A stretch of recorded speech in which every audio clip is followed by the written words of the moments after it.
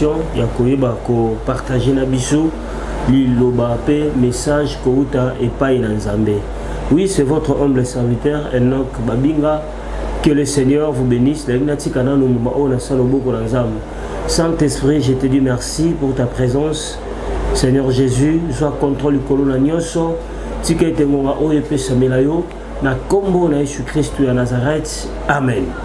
Bien-aimé dans le Seigneur, salut-moi mikolo belé. Moi motungisi muke à santé pe, mais nzamba pesi biso makasi. Bon remarquer non, zoko ka penza ko ganga lisusu mingi te. Parce que moi santé zoki moi kokoso, mais le coup là autobenga kango la urgence. Si le Seigneur nous envoie d'urgence pour annoncer les oracles du Seigneur, en tout cas tout est dans la quantité. Mais je crois avec l'aide du Saint-Esprit, le message est leka na kimia. Oui, bien aimé, tu es bien le coup là mon message. Yambo ko bana ko banda ko pesa message et ko pesa enseignement la biso to yebi malamu nzamba sal biso ngolu ko zalokola ba acteur social, encadreur de jeunes. Dieu nous a fait grâce à pesa biso mission oyo ko défendre cause ya ba opprimé sur le plan spirituel, physique, matériel, même financier. Yango na ye ko pesa biso lisusu mbela.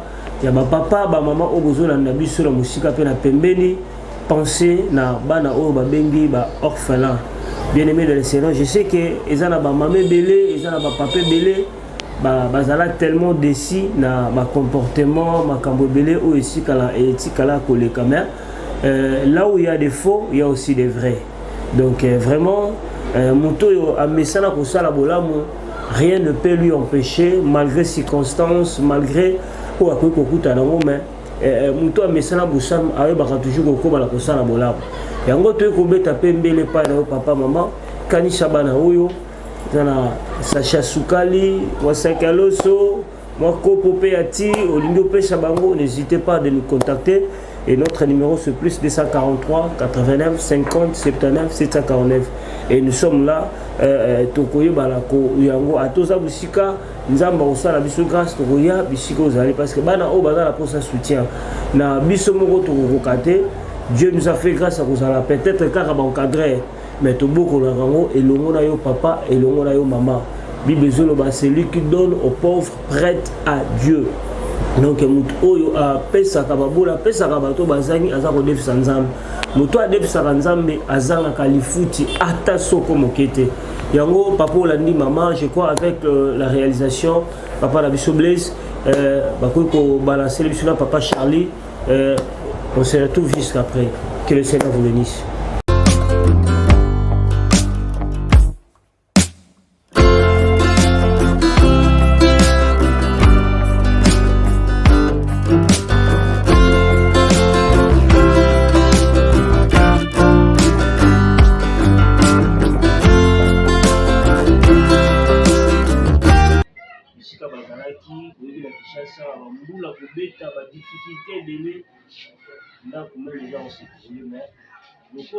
Le Seigneur nous a donné cette mission à pouvoir vivre dans le Sunga.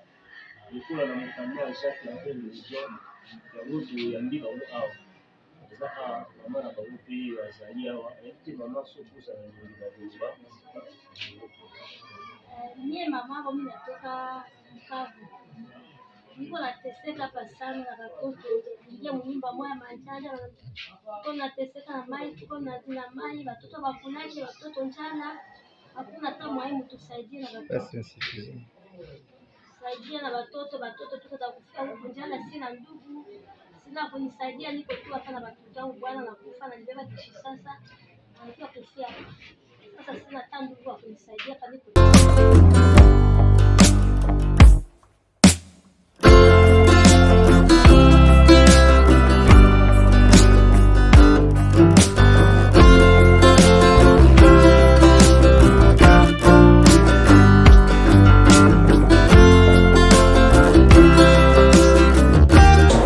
Que Dieu vous bénisse. Bon, mon image, nous sommes sur Avenue Minicongo numéro 78, la commune à Makala.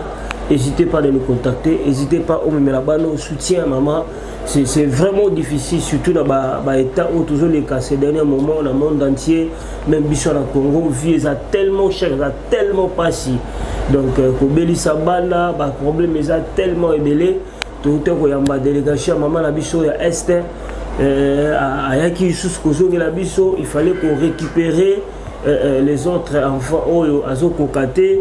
Abishinga papa sur la coquille na mais voilà boire kabongata na balabala mais ils ont ça la passe mais faute de moyens mais la zone di ma na yo papa la zone di ma na yo maman la lisungi na yo et nous on serait essentiel pour bano couper sa bango hébergement couper sa bango éducation. Oui, c'était notre rubrique il y a ce qui concerne le social. Que le Seigneur vous bénisse aux amis au lingo sunga bano sunga bango et kozala lipamboli. Bien aimé dans le Seigneur. Nous avons vraiment un problème de santé, les autres sont en casse. Il vous dira, moi, santé, mais ce qui n'a eu l'élo, ils ont parce que le Seigneur nous a interpellés, nous a envoyés. Il y a pendant quelques temps, message Oyo, puis moi, enseignement, Nzambe, comme message. Nous avons aussi un abisso bien aimé dans le Seigneur, tout bon de la makasi, surtout pour l'amboka l'abisso. Message au nom tu consoles récemment, parce que ce message est en répétition. Bien aimé dans le Seigneur, le pays est en danger. Donc, il faut voiler ma facilité. Pendant que tu vas dire que Sambela, et là, on a moni et c'est pélisingate, na moni batou. Balati ba drapeau ya RDC dans nzoto na ba. Mais tant balati ba drapeau ya RDC dans nzoto na bango, ba simbi ba na maboko na bango, ba simba ki ba drapeau ya pembe. Et na moni ba tongo bazalaki ebelé. Et j'ai vu ces gens dans tous les 4 coins ya RDC. Bien aimé landa message au malam. Et tant na moni ba oyo balati drapeau ya RDC, ba simbi drapeau ya pembe. Or déjà dans le plan spirituel, si quelqu'un a signé drapeau à Pembe et Zalara signe à Kimia, on dit bateau ne balati ba drapeau oh je sais que ce sont de nous. Mais tant on a moni bateau ba panzana qui na 4 coins il y a RDC. Et dans un cas voix ils ont eu sanga ba lobi tala makambo ekoleka. Et tant on attendit na moni bateau oh balata qui ba drapeau ya Pembe il y a RDC ba simba qui ba drapeau mo ya Pembe bazo pepa. Nous avons dit que nazotala na moni batu balati bilamba drapeau balata ki apembe zaki couverture mais nazo mona na kati na bango basimbi ba épée donc comme si les gens drapeau ya RDC batie likolo mais na kati balati le quoi ba munitions tout le monde ba munitions le quoi ba baïonnette. Le Seigneur me dira ceci alobi to sambela makasi pour mboka ezana batu bazana ba catégorie nyos tout là na message malamu bazana armée bazana gouvernement bazana même acteur politique ebele kola biso omoni bato baza ko panzana na Congo mobimba bazo pesa image lokola bana sushi mboka bazo pesa image lokola bana posa kimia mboka bazo pesa image lokola bazo porter Congo à cœur mais au fond d'eux ce sont des hypocrites. Et quand on a alobi mboka na biso et toni na ba hypocrite. Il y a des gens au bazo linga ba désirer guerre ici là mais na kuzu bango moko baza ba acteur na kati na bango. Ce sont des gens, ce sont des fournisseurs. Et le Seigneur me dira ceci. Na ba mikolo o ekoya. Parce que les gens ne comprennent pas les signes. Pas si est commis tellement makashi. Or souffrance et mati makasi c'est parce que Nzambe alingi akita akangola mboka Congo. Les gens ne comprennent pas. Et Kolo a insisté que ces derniers moments a ebisinga mosali nanga bo multiplier ba gens pe bo multiplier ba le sam. Parce que l'ère de la délivrance les autres que zo entamé. De plus en plus cette souffrance les autres comme accrue. De plus en plus le Seigneur est en train de descendre. Mais Kolo ebisinga omoni bato belé bazo pe sa face le Kolo bana posa kimia mais au fond d'eux ce sont des fournisseurs.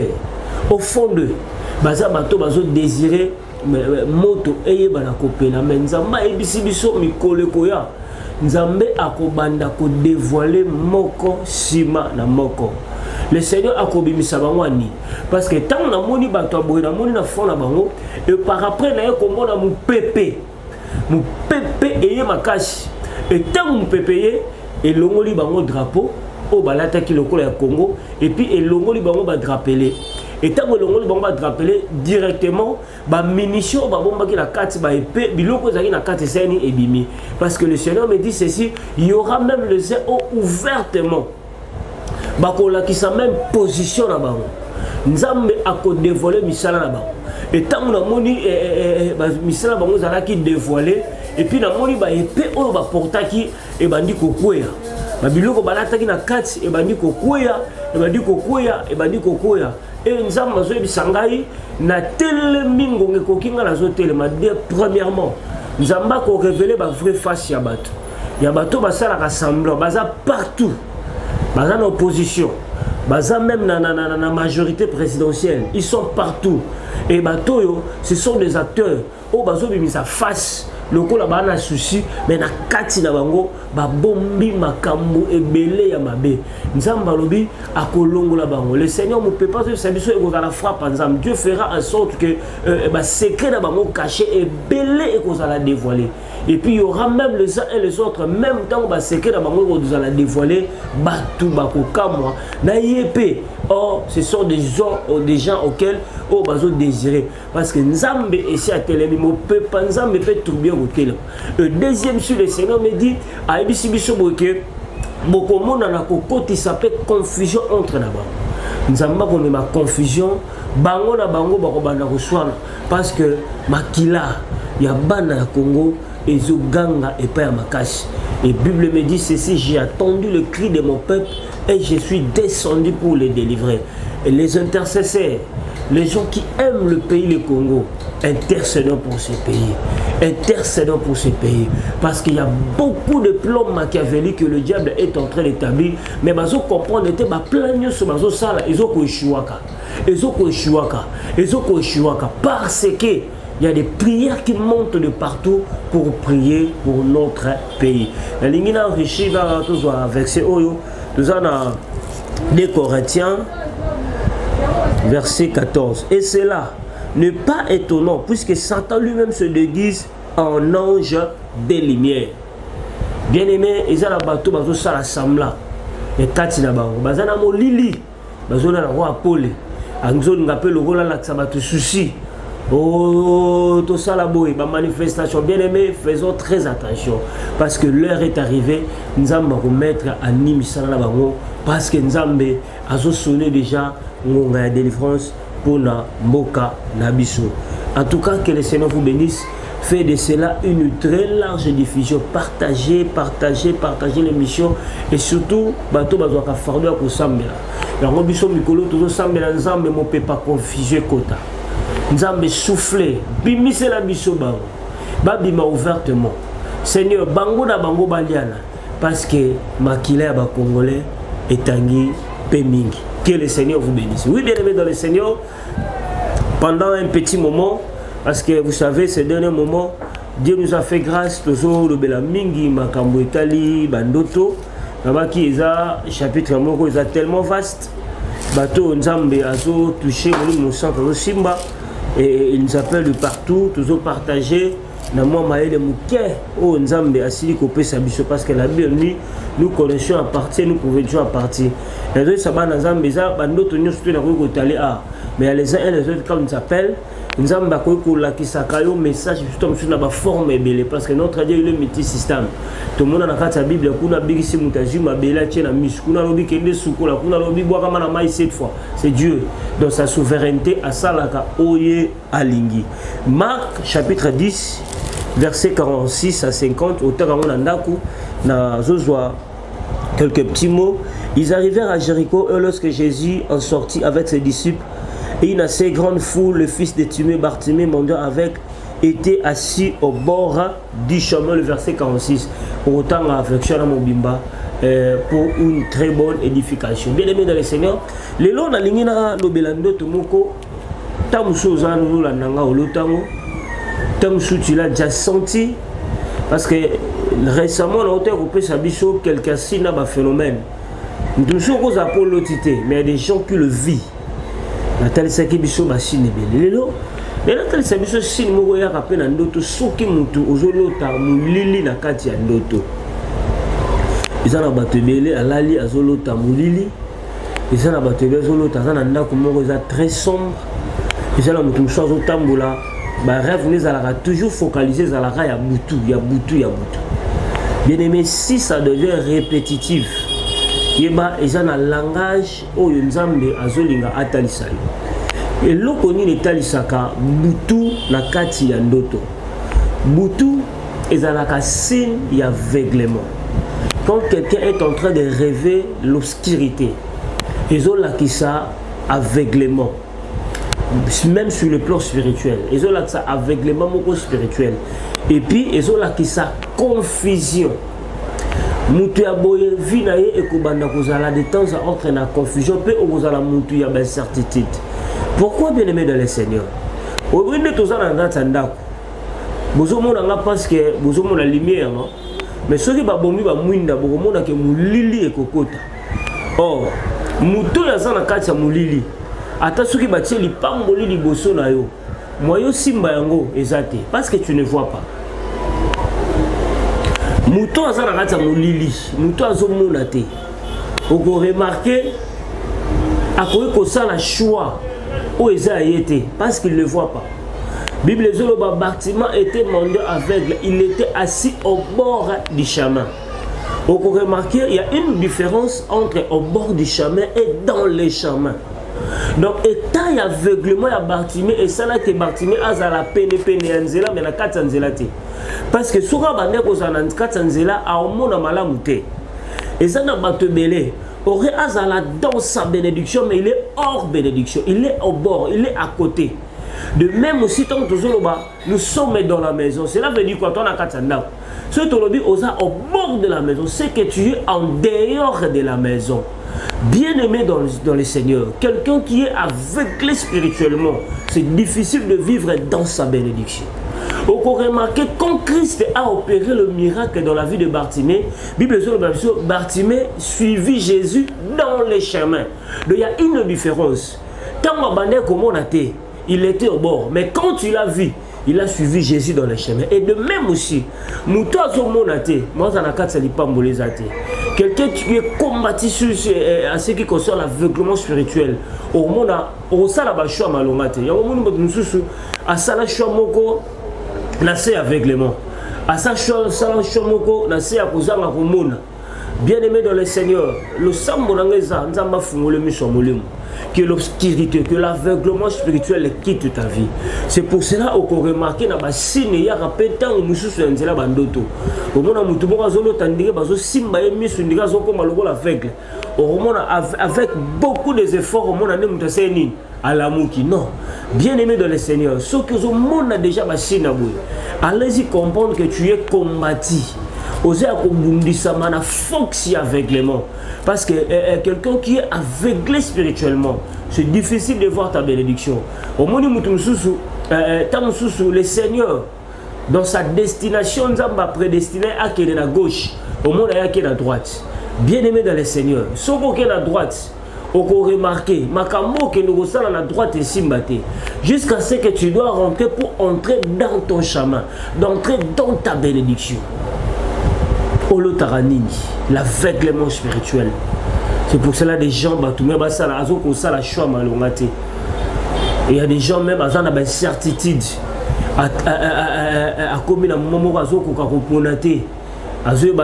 qu'est-ce que je dois étudier, qu'est-ce que je dois faire dans ma vie, parce que c'est là aussi compte. Parce que neto zalara awa vie na biso eza lié na makambo nzamba benga biso.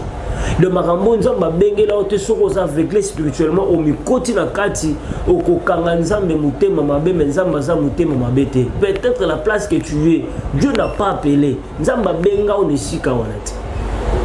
Bartimée était assis au bord du chemin parce qu'il ne voyait pas. Mukolo ya monaki il est entré dans les chemins. Donc il y a une différence de deux Bartimée. Bartimée aveugle assis au bord du chemin.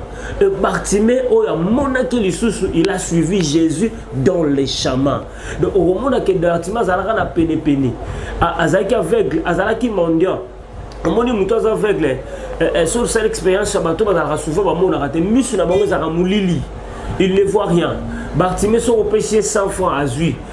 Sont repêchés 200 francs à Zui. Sont repêchés la maison à taille. Il a été le coup dans un monde à bongo parce qu'il ne voit pas. C'est pour cela qu'il y a des gens qui ont faux choix.